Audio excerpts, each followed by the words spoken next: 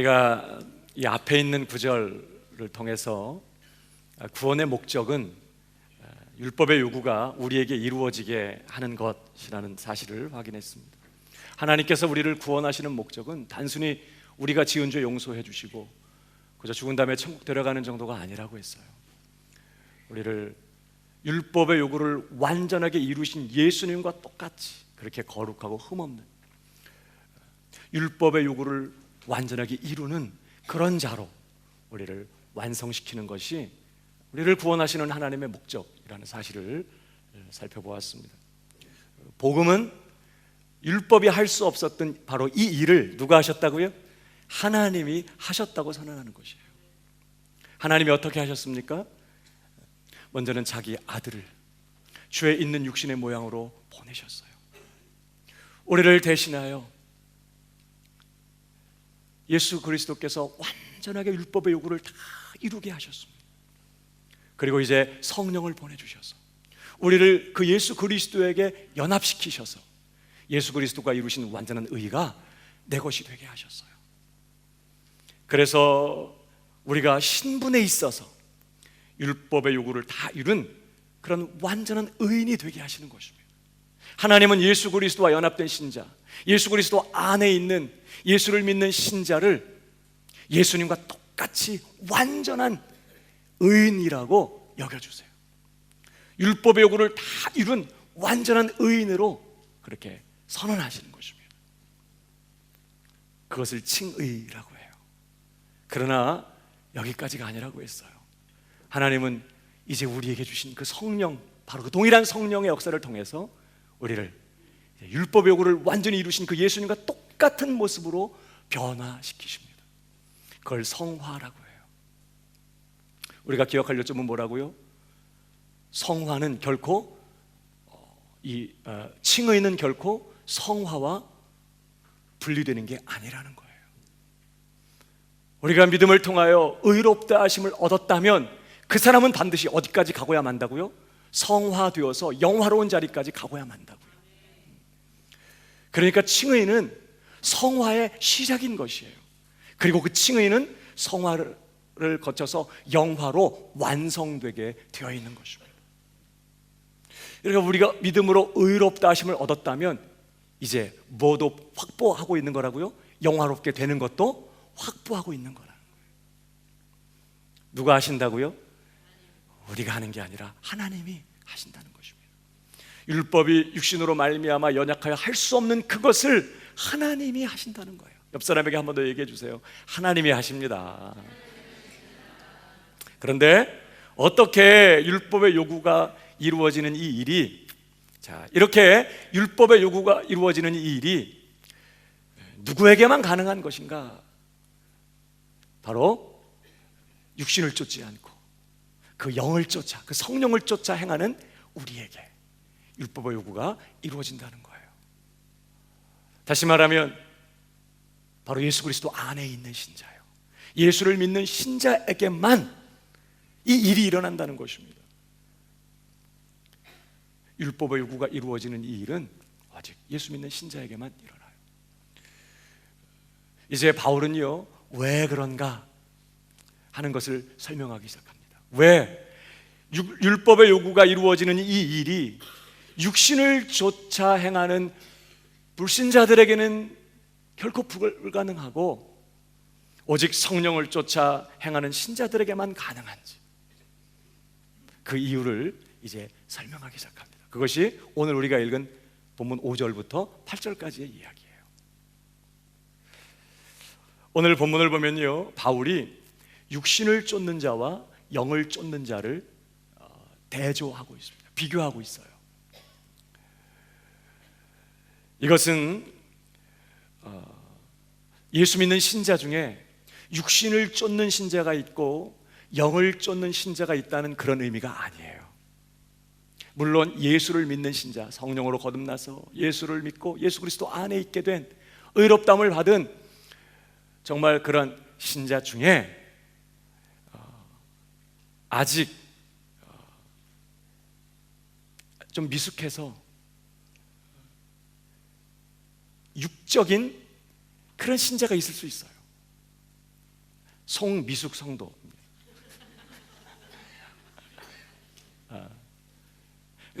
신자인데 육적인 신자가 있을 수 있다고요. 여전히 연약한 것이죠. 아직 어린 것이에요. 미숙한 것입니다. 또 동일하게 구원 얻은 신자 중에 좀 더 성숙한, 그래서 좀 더 영적인 신자가 있어요. 송성숙 성도.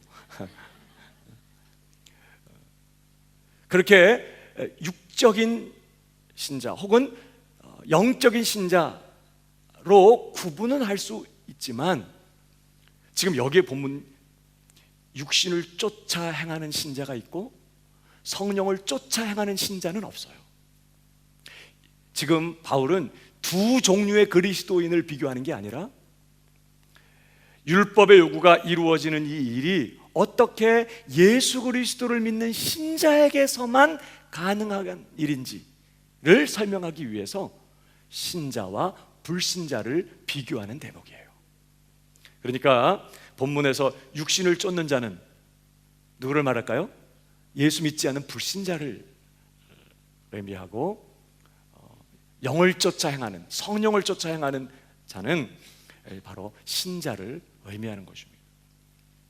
왜 이것이 불신자와 신자를 의미하는 것인지는 이제 계속해서 본문을 살펴가게 되면 보다 더 분명하게 확인하게 될 거라고 생각이 들고요.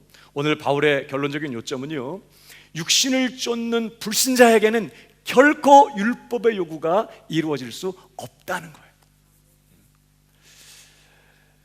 한 사람이 성령으로 거듭난 신자가 되지 않는다면, 그래서 그 안에 성령이 거하시고 그래서 그가 성령을 쫓아 행하는 그런 신자가 되지 않는다면 그는 결코 율법의 요구가 그 사람 속에서 이루어질 수 없다 하는 것을 강조하고 있는 것입니다. 이런 말씀 안에는 뭐가 강조되는 걸까요? 그러면 성령을 모신 거듭난 예수 믿는 신자는 반드시 율법의 요구가 이루어지고야 만다 하는 것을 강조하고 있는 그런 대목이기도 한 것이죠. 도대체 육신을 쫓아 행하는 이 불신자가 어떠한 상태에 있는 자이길래 그에게는 결코 율법의 요구가 이루어지는 것이 불가능할까 하는 것입니다. 도대체 불신자가 지금 어떤 형편에 있길래 그에게는 결코 율법의 요구가 이루어지는 이 일이 불가능할까 하는 거예요. 왜 그런지 바울은 오늘 본문을 통해 설명합니다. 오늘 우리가 먼저 좀 기억할 건요, 이게 사실 남의 이야기가 아니라 이 불신자가 사실은 원래 이전에 우리의 상태였어요. 그러니까 지금 신자된 지금의 상태가 어떠한 것인지, 또 신자가 되었다는 것이 무엇을 의미하는지를 우리가 정확하게 이해하려면 이전에 우리가 불신자였을 때 어떠한 형편에 있었는지, 어떠한 상태에 있었는지 확인해 놓는 것이 우리에게 도움이 되는 것이죠. 그래서 오늘 본문이 우리에게도 중요해요. 자, 성경은 육신을 쫓는 이 불신자가 지금 어떠한 상태에 있다고 말할까요? 몇 가지로 우리가 정리해 볼 수 있는데요. 첫 번째로 불신자는 육신에 있는 자입니다. 한번 따라 하십시다. 육신에 있는 자다. 우리 8절 먼저 볼까요? 8절. 육신에 있는 자들은 하나님을 기쁘시게 할 수 없느니라. 이게 육적인 신자를 말하는 게 아니라 영에 있지 않는, 육신에 있는 그런 불신자를 지금 표현하는 것입니다. 그러니까 한마디로 불신자는 육신에 있는 자라는 거예요. 어디 있다고요? 육신에 있어. 그의 소속이 육신이에요. 여기서 말하는 이 육신이라고 하는 것은요, 인간의 육체를 말하는 게 아니고, 물론 때로 육신을 말할 때 우리의 살과 피를 의미하기도 하지만 성경은 대부분 또 이 본문에서도 마찬가지고요, 육신 그러면 인간의 타락한 본성을 말해요. 타락한 인간의 그 죄된 본성을 말할 때 보통 성경은 육신이라고 말합니다. 불신자는 한마디로 육신에 있는 자라고 말합니다. 그 말은요,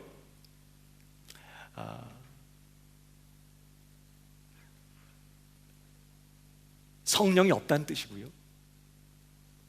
그리고 불신자는 날 때부터 그가 가지고 나온 아담으로부터 끊임없이 우리에게 전가된 그가 태어날 때부터 갖고 있는 타락한 육신의 본성만 갖고 있는 자다 하는 뜻이에요. 육신에 있다 이 말은. 지금 이 표정은 이해를 하고 계시는 표정이죠. 그러니까 육신에 있다 이 말은 불신자에게는 뭐만 있다? 성령이 없기 때문에 하나님의 새로운 본성이 그에게는 없어요. 오직 뭐만 갖고 있다고요? 태어날 때부터 그가 갖고 있는 타락한 인간의 본성, 그 죄된 본성만 갖고 있다는 뜻이에요. 그게 불신자입니다. 신자는요, 그 안에 이제 누가 계세요? 성령이 계십니다. 그래서 그를 영에 있는 자다 이렇게 말해요. 우선 우리가 읽지 않았지만 9절의 말씀 한 번 더 보십시다. 같이 읽어볼까요? 시작.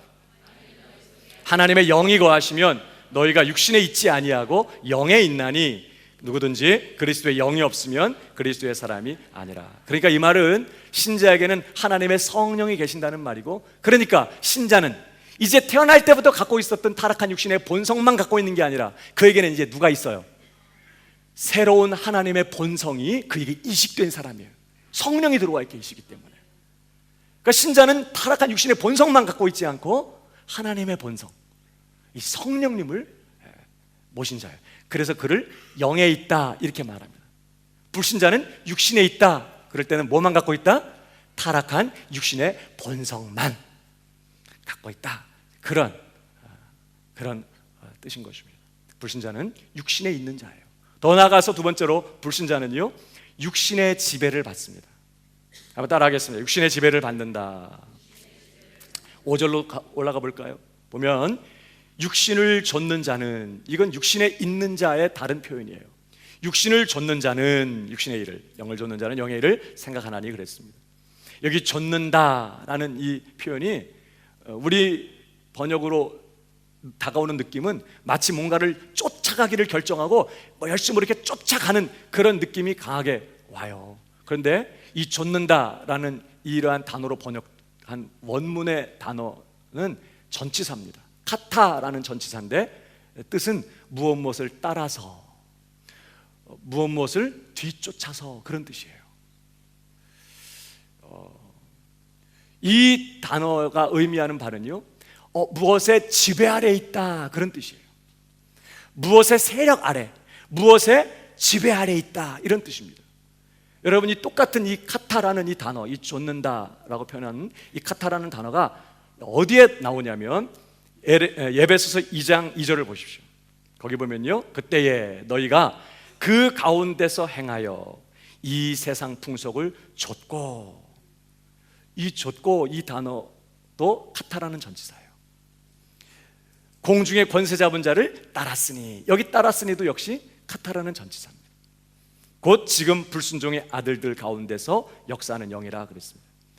여기 똑같은 전치사 카타, 무엇 무엇을 따라서라는 이 전치사가 쓰였는데요, 여러분 우리가 이전에 이 세상 풍속을 쫓고 공중의 권세 잡은 자 마귀를 따랐다는 것은 우리가 구원받기 이전에 이 세상의 지배 아래 있었고 그 배후에 있는 원수 마귀의 지배 아래 있었다는 것을 말해요.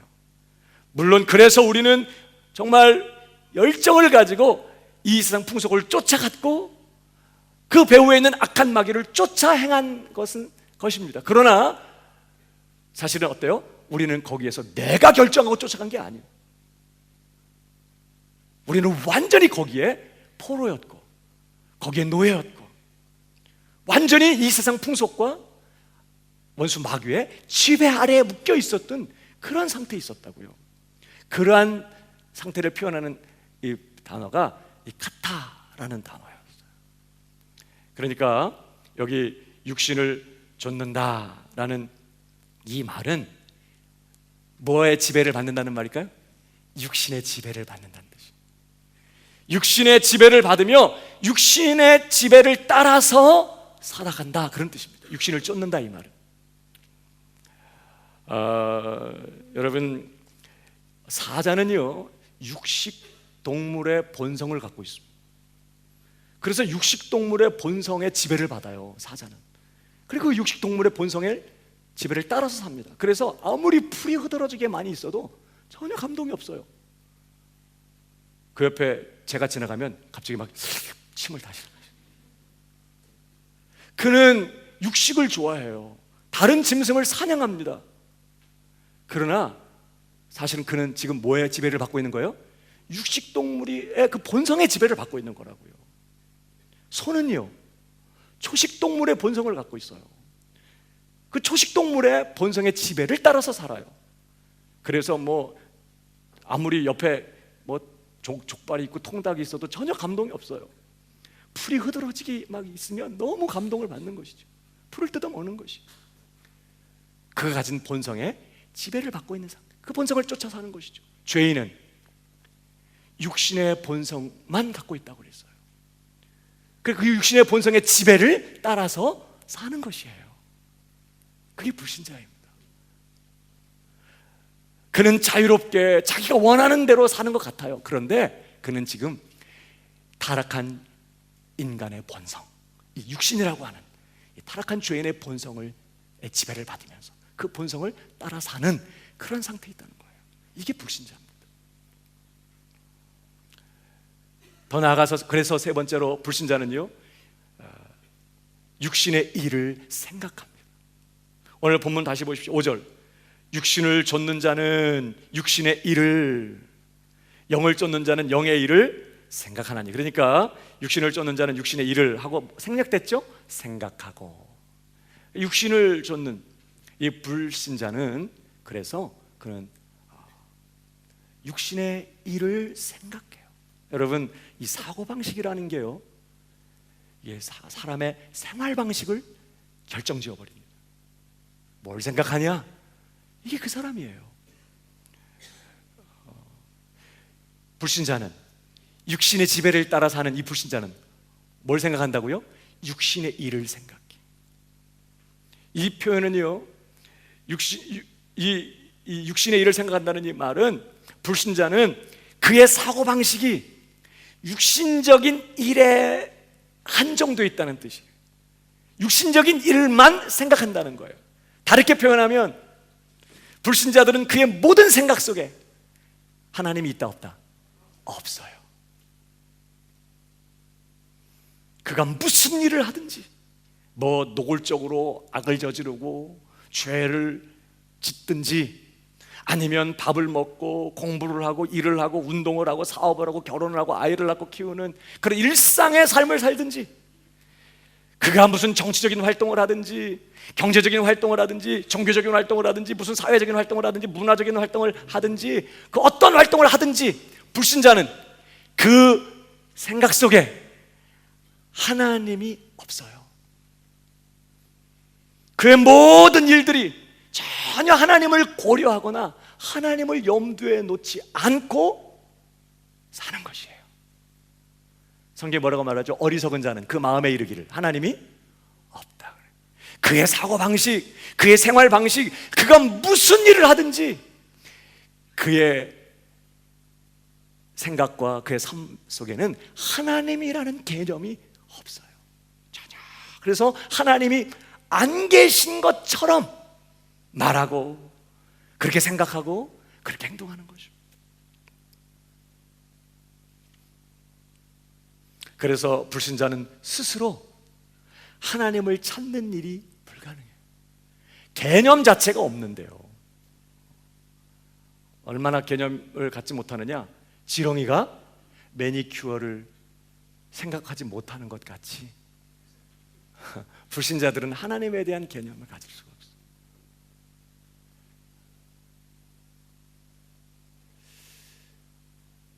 스스로 하나님을 분발하여 찾고 그 참되신 하나님 앞에 스스로 나오는 일이 절대 불가능하다는 거예요. 의인은 없나니 하나도 없다. 그러면서 다 치우쳐 한 가지로 무익하게 되고, 하나님을 찾는 자도 없나니 하나도 없다고 그랬어. 하나님을 찾지 않는 것이. 예수 그리스도를 찾아 주님 앞에 나와 예수님을 믿고 따르는 그런 일들 절대로 불신자에게는 그래서 불가능한 것이에요. 그들의 사고방식 속에는 하나님이라는 개념이 없어요. 더 나아가서 네 번째로 불신자는요, 영적으로 죽어 있습니다. 한번 따라하겠습니다. 영적으로 죽어 있다. 오늘 6절을 계속 보십시오. 육신의 생각은 뭐라고요?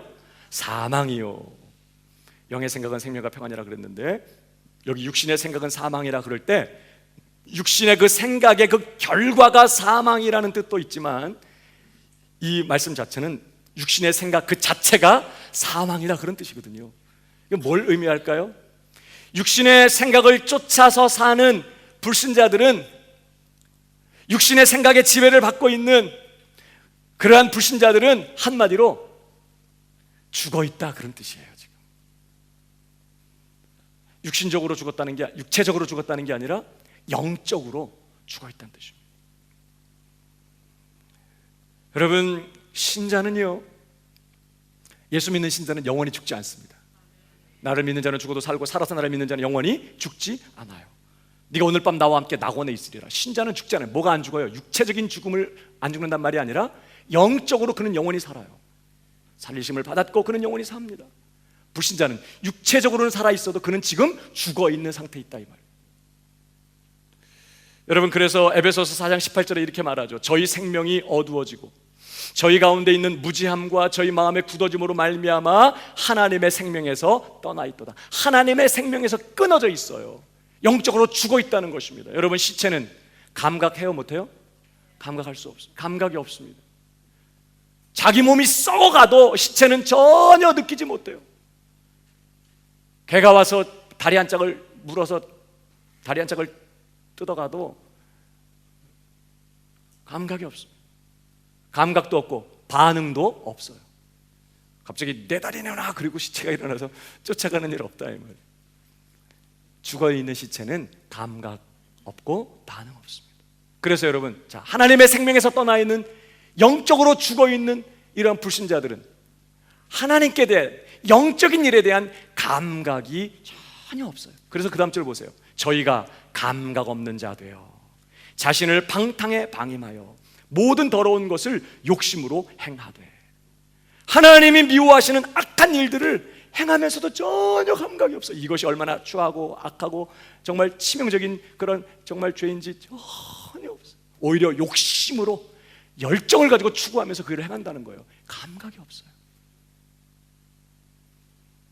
세상적인 일들에 대해서는 굉장한 관심과 흥미를 가져요. 정치적인 이야기를 하면 할 말이 많습니다.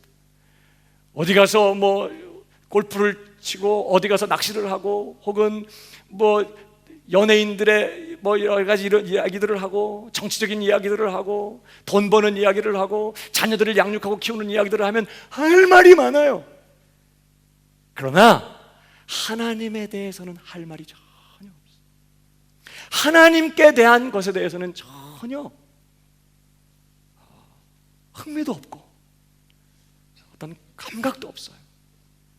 하나님의 사랑, 하나님의 축복, 무슨 하나님의 진노, 하나님의 심판, 하나님의 구원, 이런 걸 얘기하면 그렇게 세상적인 얘기할 때는 할 말도 많고 한 2시간, 3시간 막 떠들려고 하면 계속 떠들 수 있는 사람이 자는 것입니다. 전혀 감각이 없어요. 그렇기 때문에 반응도 없어요. 관심도 기울이지 않고, 뭐 하나님의 사랑이나 하나님의 어떤 그런 진노나 심판이나 하나님의 구원에 대해서 믿거나 그런 것에 대해서 두려워하거나 회개하거나 이렇게 반응하는 일도 불가능하다는 거예요. 왜? 영적으로 죽어 있기 때문에. 불신자들이 복음에 대해서 냉담한 것은 당연한 것이에요. 아무리 하나님의 사랑과 은혜에 대해서 말해도 그들이 전혀 관심을 기울이지 않고 마음을 열지 않고 냉담하게 반응하는 것은 당연한 거예요. 왜? 시체이기 때문에. 고린도전서 2장 14절을 보세요.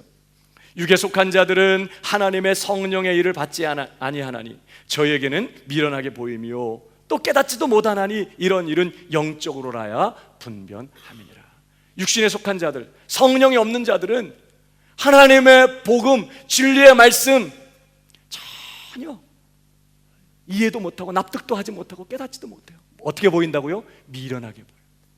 말도 안 되는 헛소리로 느껴진다고요. 고린도전서 1장에 뭐라고 말합니까? 십자가의 복음이, 예수 그리스도의 그 십자가에 못 박히신 것이 우리에게는 구원의 말씀이고 복음의 말씀인데 유대인들에게는 거리끼는 것이요, 이방인들에게는 미련한 것이라고 했어요. 그게 도대체 무슨 헛소리야? 말도 안 되는 얘기하고 있네. 전혀 감동도 없고 이해도 못하고, 그렇기 때문에 믿음으로 반응하거나 받아들이지도 못하는 것이에요. 그래서 불신자들은 결코 그리스도의 복음에 반응하지 못하는 것입니다. 계속 보실까요? 요한복음 17장 3절. 영생은 곧 유일하신 참 하나님과 그의 보내신 자 예수 그리스도를 아는 것입니다. 영생의 본질, 영생의 핵심이 뭐라고요? 안 죽고 그냥 영원히 사는 것 정도가 아니라는 거예요. 영생은, 우리에게 주어진 이 영원한 생명의 본질은 뭐냐? 이제 이 생명 때문에 드디어 하나님을 아는 자가 되고 예수 그리스도를 아는 자가 된다는 것이에요. 하나님이 누구신지를 압니다. 그의 보내신 예수 그리스도를 알고 그를 기뻐하고 그를 즐거워하고 그를 믿고 따르며 마음을 다해서 순종하며 나아가는 일들을 하게 되는 것이에요. 하나님을 알아요, 영생을 가진 자는. 그러나 이 영생을 갖지 못한 자, 죽어있는 자는, 영적으로 죽어있는 자는 하나님을 알 수 없어요. 예수 그리스도 알지 못합니다. 그래서 여러분, 성령으로 거듭난 베드로는요, 너희는 나를 누구라고 그러냐? 뭐라고 그랬어요? 주는 그리스도시요 살아계신 하나님의 아들이십니다. 나의 구원자이시며 하나님의 아들이신 당신은 나의 주님이시고 나를 구원하러 오신 그리스도 메시아이십니다. 이렇게 고백했다고요. 야, 내 아들 시몬아, 네가 복이 있다. 이를 알게 하니는 사람이 아니라 하늘에 계신 내 아버지로다. 넌 구원받은 신자다. 복이 있다. 이렇게 말씀하셨어요. 그런데 우리 베드로보다 훨씬 더 사회적 지위가 높았던 니고데모라는 사람, 그는 예수님께 나와서 뭐라고 말합니까? 랍비여, 당신은 하나님께로부터 오신 선생인 줄을 우리가 아나이다. 여러분, 이 말은요, 니고데모로서는 예수님을 정말 최고로 쳐주는 그런 말이에요. 당신은 랍비여, 당신은 하나님께로부터 오신 선생님이십니다. 좋은 말이긴 하지만 전혀 예수님을 알지 못하고 하는 말이에요. 그래서 예수님이 그 얘기 딱 듣고, 아유 고맙습니다, 뭐 나를 그렇게 대단한 인물로 쳐주시나요? 이렇게 한 게 아니라 뭐라고 그랬어요? 너 거듭나야 되겠구나. 사람이 거듭나지 않으면 하나님 나라 볼 수 없고 들어갈 수 없어. 네가 지금 거듭나지 않아서 지금 나한테 이런 소리 하는 거야. 거듭나야 돼. 그랬더니 또 거기다가 또 아는 척 한다고, 어떻게 사람이 거듭날 수 있냐고 하는 바람에 또 얻어맞았죠. 그러니까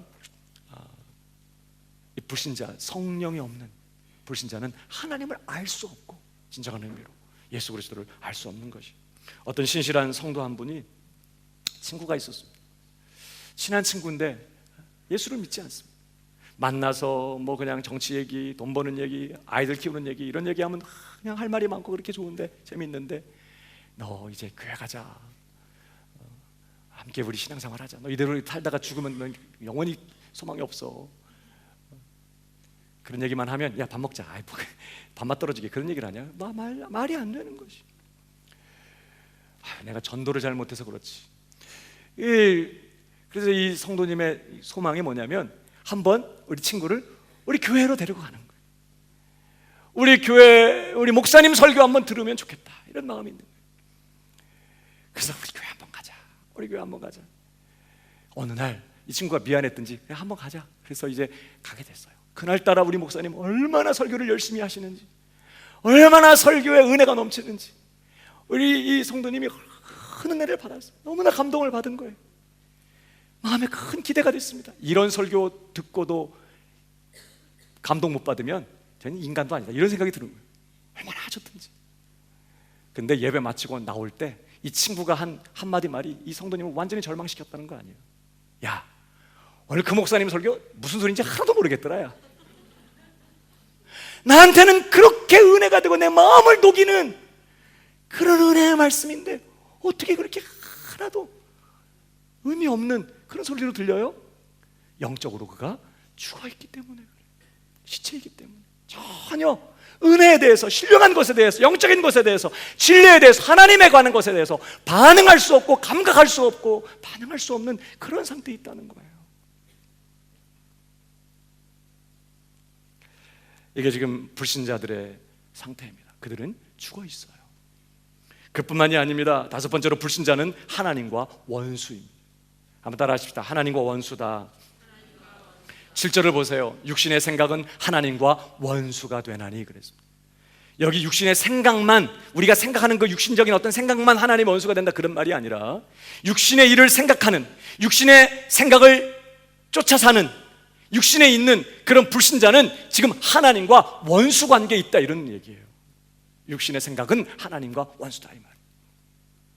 불신자는 하나님과 원수 관계에 있습니다. 그래서 그들은 하나님을 싫어합니다.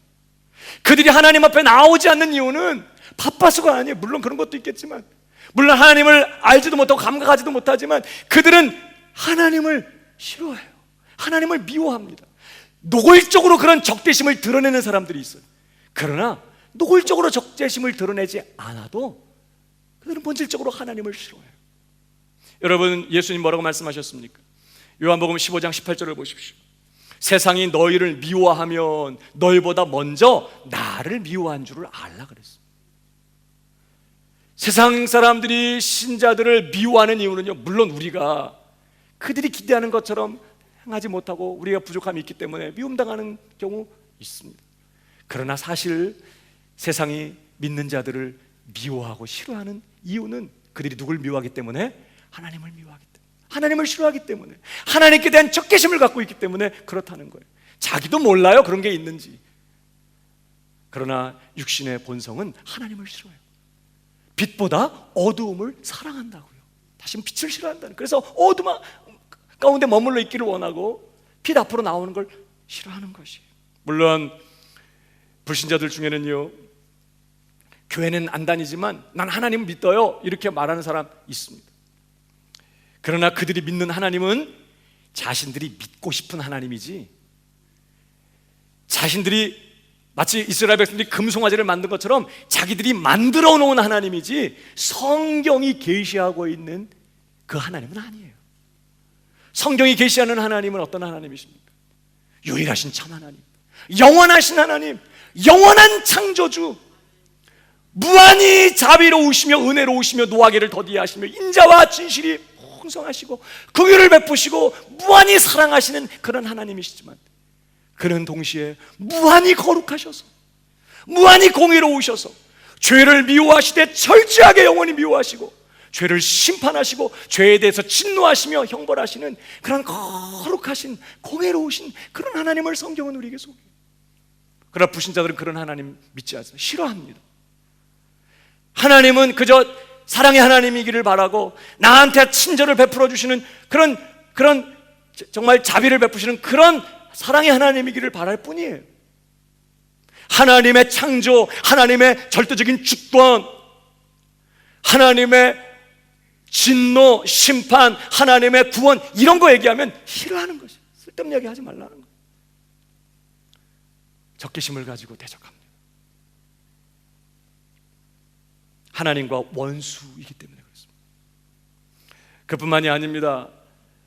그래서 불신자는 여섯 번째로요, 하나님의 법에 굴복하지 않습니다. 계속 보실까요? 7절, 육신의 생각은 하나님과 원수가 되나니 이는 하나님의 법에 굴복지 아니할 뿐 아니라. 하나님의 법에 굴복하지 않아요. 스스로 하나님의 법에 굴복하지 않습니다. 그래서 소극적으로는 어떻게 나타날까요? 하나님의 법에 대해서 무관심해요.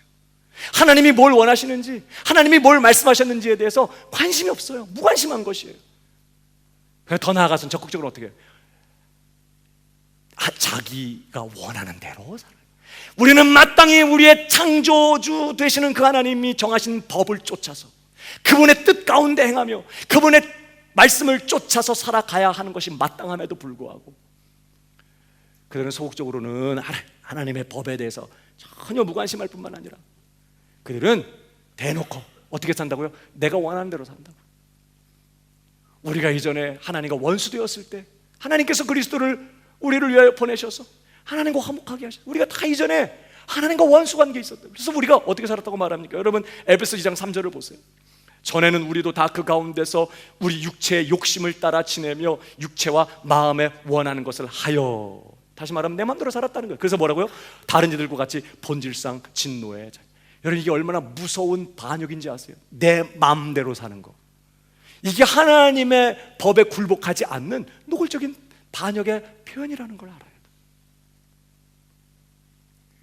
그래서 이사야서는 뭐라고 말해요? 우리는 다 양 같아서 우리는 다 양 같아서 각기 제 길로 갔거라 그랬습니다. 이게 우리의 삶이요, 이게 불신자의 지금 상태는 하나님과 원수되었어. 그래서 하나님의 법에 굴복하지 않고 자기 소견에 옳은 대로, 자기 생각대로, 자기가 하고 싶은 대로 하는 이러한 삶을 산다는 거예요. 뿐만 아니라 그들은 하나님의 법에 굴복하지도 않지만 더 나아가서 불신자는요, 하나님의 법에 굴복할 수도 없다고 말해요. 이 불신자들의 상태, 하나님의 법에 굴복할 수도 없어요. 7절, 육신의 생각은 하나님과 원수가 되나니 이는 하나님의 법에 굴복지 아니할 뿐 아니라 할 수도 없습니다. 하나님의 말씀이나 그분이 정하신 법이나 그분의 뜻을 따라 순종하며 살 수도 없다는 거예요. 그럴 능력 자체가 없어요. 전적으로 무능한 것이에요. 선을 행하기에, 하나님의 법을 행하기에, 뜻을 행하기에 전적으로 무능한 것이죠. 그래서 그들은 하나님의 뜻을 따라 갈 수도 없을 뿐만 아니라 어떻게 해요? 예수도 믿을 수가 없어요. 여러분 우리가 구원받은 것은요, 하나님이 처음부터 정해놓으신 법에 의해서 구원받아요. 바로 믿음이라는 법. 우리 예수 그리스도를 믿는 믿음을 통해서 하나님이 우리를 예수님께 접붙이셔서 예수님의 완전한 의를 우리에게 삼아주시는 이러한 구원의 방법을 이미 하나님이 정해놓으시고 이 법에 우리가 그래서 주 예수를 믿으라 그리하면 너와 내 집이 구원을 얻으리라, 이렇게 하나님의 정하신 법에 의해 우리가 구원받는 믿음의 법. 여러분 보십시오. 로마서 3장 27절. 그런즉 자랑할 때가 어디뇨? 있을 수가 없느니라. 무슨 법으로냐? 행위로냐? 아니라 오직 믿음의 법으로니라. 우리는 믿음의 법에 의해서 구원을 받아요.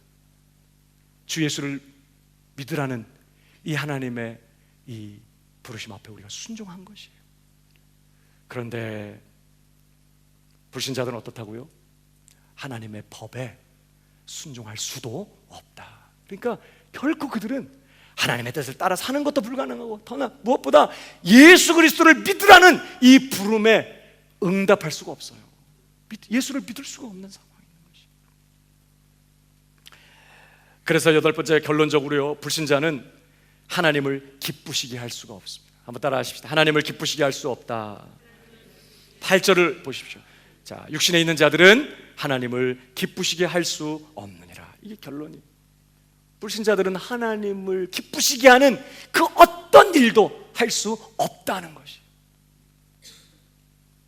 여러분 하나님이 기뻐하시는 게 뭐예요? 히브리서 11장 6절에 보니까 믿음이 없이는 기쁘시게 못하나니 하나님께 나아가는 자는 반드시 그가 계신 것과 그가 자기를 찾는 자들에게 상 주시는 이심을 믿어야.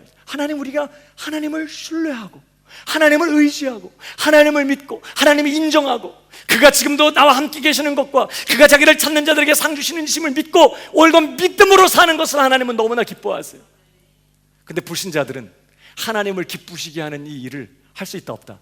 그러니까 하나님을 믿는 것도 불가능하지만 하나님을 믿고 믿음으로 그 하나님을 신뢰하고 사는 일도 그들에게는 불가능해요. 특별히 하나님을 기쁘시게 하는 게 뭘까요? 하나님의 뜻은 이것이니 너희의 거룩함이라. 우리가 거룩해지는 거예요. 하나님이 정말 궁극적으로 기뻐하시고 소원하시는 거 뭐예요? 우리에게 율법의 요구가 이루어지는 거예요. 우리가 예수님처럼 흠이 없고 거룩한 자가 되고 신분적으로만이 아니라 우리의 인격적 수준에서도 완전히 예수님같이 율법의 요구를 다 이루는, 정말 예수님처럼 거룩하고 예수님처럼 사랑이 넘치는 그런 거룩한 자가 되기를 하나님은 원하시고 하나님은 그걸 가장 기뻐하시는 거예요. 육신에 있는 자들은 하나님을 기쁘시게 할 수 없다고 하니까 이런 율법의 요구가 불신자들에게는 이루어질 수 있다 없다? 없다는 걸 말하는 거예요. 그들은 하나님을 기쁘시게 할 그 어떤 선한 열매도 맺을 수 없어요. 그들의 삶에는 하나님이 원하시는 그 어떤 거룩함도 맺혀질 수 없어요. 그들은 그래서 율법의 요구를 이루는 이러한 삶을 사는 것이 절대적으로 불가능한 그런 상태에 있는 것입니다. 이게 불신자예요. 우리가 기억해야 될 건 뭐라고요? 이게 남의 이야기가 아니라 사실은 우리가 이전에 있었던 삶의 자리가 이 자리였다는 걸 우리가 기억해요. 누구도 세례요한, 복중에서 성령 충만했던 세례요한 빼고 누구도 신자로 태어나지 않아요. 모두 다 아담 안에 있는 자로, 육신에 있는 자로, 성령은 없고 육신의 타락한 본성만 갖고 있는 자로 태어나는 것이, 우리 모두가 그 자리에 있었다고요. 그래서 우리는 육신에 있었고, 그래서 타락한 인간의 본성인 이 육신의 지배를 받으면서 육신의 생각을 쫓아 살던 사람이었어요. 영적으로는 철저하게 죽어 있었고, 하나님과는 원수 관계에 있었고, 하나님의 법에 굴복하지도 않았고, 할 수도 없었던, 전혀 하나님을 기쁘시게 할 수 없었던 그러한 자가 저와 여러분, 우리 모두였다는 거예요. 그러니까 뭘 말해요? 내가, 누군가 나에게 찾아와서 제시하는 그 복음의 말씀을 들을 때 내가 스스로 깨닫고, 내가 그 복음의 말씀을 내가 스스로 이해하고, 내가 믿기로 결정하고, 내가 믿어서 구원받았다고요? 천만의 말씀. 오늘 바울은 이 말하는 말은 그거 반대의 말이에요. 우리는 철저히 죽어 있었고, 영적인 것에 대해서는 전혀 감각도 반응도 할 수 없었고, 스스로 복음을 깨닫거나 이해하거나 믿기로 결정하거나, 그래서 내가 믿고 나와 구원을 얻을 수 있는 그런 존재가 아니었다고. 완전히 우리는 죽어있는 시체, 이상도 이하도 아닌 그런 상황에 있어요. 누가 우리를 구원하셨어요? 하나님이 우리를 구원하시는, 그 자리에서 우리를 꺼내시는 것입니다. 그런 상태에 있는 우리를, 자, 너희의 허물과 죄로 죽었던 너희를 살리셨도다. 이게 구원이에요. 누가 살리셨다고요? 하나님의. 시체에게는 아무리 예수를 믿어라, 너 이러고 있으면 지옥이다, 예수 믿으면 이렇게 행복하다, 아무리 말해줘도 감각 없고 반응 없다고요. 허물과 죄로 죽었던 우리를 살리셨기 때문에 드디어 의식이 돌아오고 감각이 돌아왔기 때문에 드디어 제시되는 복음에 대해서도 이제 믿음도 생기고 이해도 생기고, 아 정말 그렇구나, 내가 믿어야 되는 거구나, 이런 것도 알게 되어서 내가 믿음으로 반응을 일으킨 거지. 우리가 죽은 상태에 있고 불신자인 상태에 있었는데 우리 스스로가 복음을 납득하고 하나님 믿기로 결정하고 구원받은 게 아니라는 걸 알아야 돼요. 허물과 죄로 죽었던 우리를 하나님이 살리신 거예요. 여러분, 로마서 8장은 이전 이렇게 말했죠. 한번 읽어보겠습니다. 시작. 예수 안에 있는 생명의 성령의 법이 죄와 사망의 법에서 너를, 우리는 철저하게 그 자리에서 스스로 나올 수 없는 상태에 있었다고. 완전한 죄의 노예였고 사망의 노예였고 이 세상과 원수 마귀의 노예였어요. 절대로 거기서 스스로 벗어날 수 없었어요. 근데 누가 하셨다고요? 예수 그리스도 안에 있는 생명의 성령의 법이 죄와 사망의 법에서 너를 해방할, 내가 한 게 아니라고요. 하나님께서 그 아들을 통해서 하셨고 성령을 통해서 우리에게 하신 것이에요. 그러니까 우리는 전적으로 하나님의 택하심을 받았고 하나님의 사랑을 입었고 하나님의 능력으로 살리심을 얻었고 구원하심을 받은 것이에요. 그러니까 성경은 구원을 얻었다 끊임없이 이렇게 표현해요. 얻었고 사망에서 생명으로 옮겨졌고 예수 그리스도 안에 성령의 능력으로 말미암아 예수 그리스도 안에 심겨졌고 우리는 영원히 그분의 소유가 된 것이에요.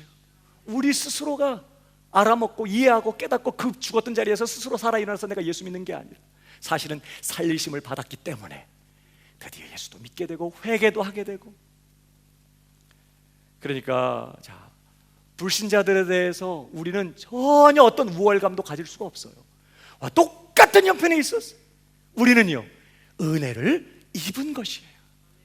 그래서 구원을 받았고 살리심을 얻었고 생명으로 옮기심을 받은 것이에요. 불신자들은요 여전히 그런 은혜가 필요한 상태에 있는 것이죠.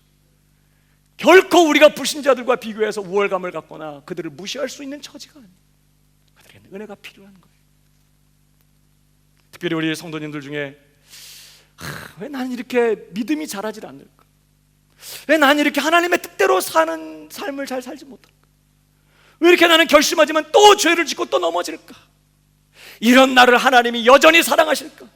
이러고도 내가 신자인가?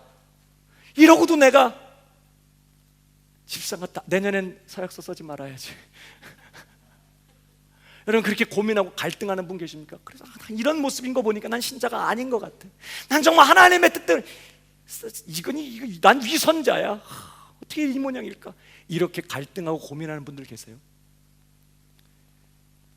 기억하십시오. 하나님의 성령이 능력으로 그를 살리셨기 때문에 그가 드디어 갖고 있는 감각이라는 걸 기억해야 돼요.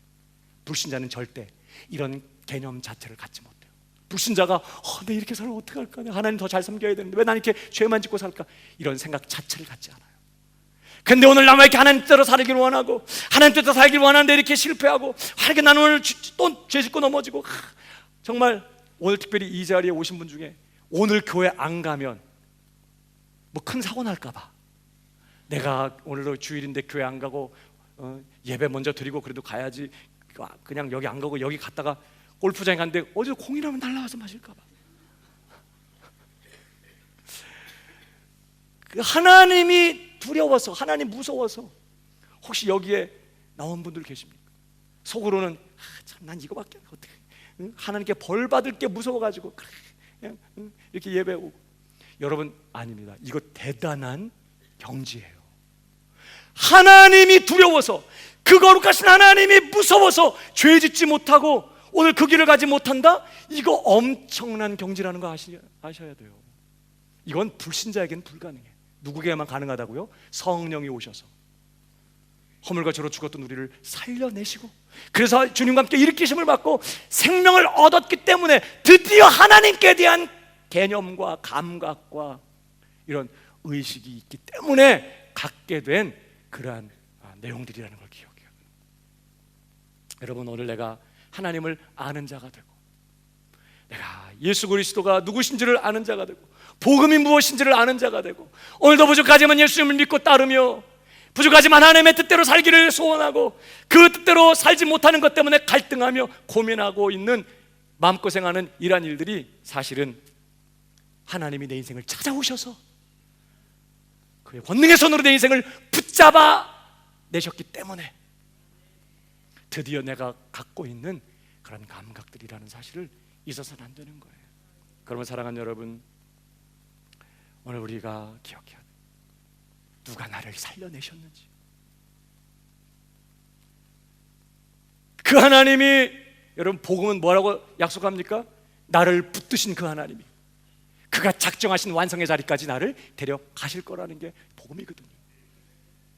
누가 나를 살려내셨는지, 그 하나님이 어떻게 나를, 내 인생을 붙드시며 그가 처음에 작정하신 그 자리까지 나를 완성해내고야 마실 것인지를 기억하고, 오늘 비록 나는 아직 그 자리까지 훨씬 못 미치는 그래서 연약한 가운데 있고 더 많은 내 육적인 어떤 모습 때문에 고민하고 갈등하고 때로는 낙심하고 좌절하는 이런 상황 가운데 있지만, 이미 내가 성령을 모신, 생명을 가진 신자가 되었다는 사실을 기억하고, 그 하나님의 손에 내 인생에 붙들려 있는 그런 자 되었다는 사실을 기억하고, 누가 나와 함께하고 계시는지, 그가 어떻게 내 인생을 그 완성의 자리까지 이끌어 가실 것인지를 확신하면서, 여러분, 내 연약한 모습에도 불구하고 당당하게 힘있게 신자의 길을 걸어가는 우리 광명의 모습들이 다 되기를 주님의 이름으로 축복합니다.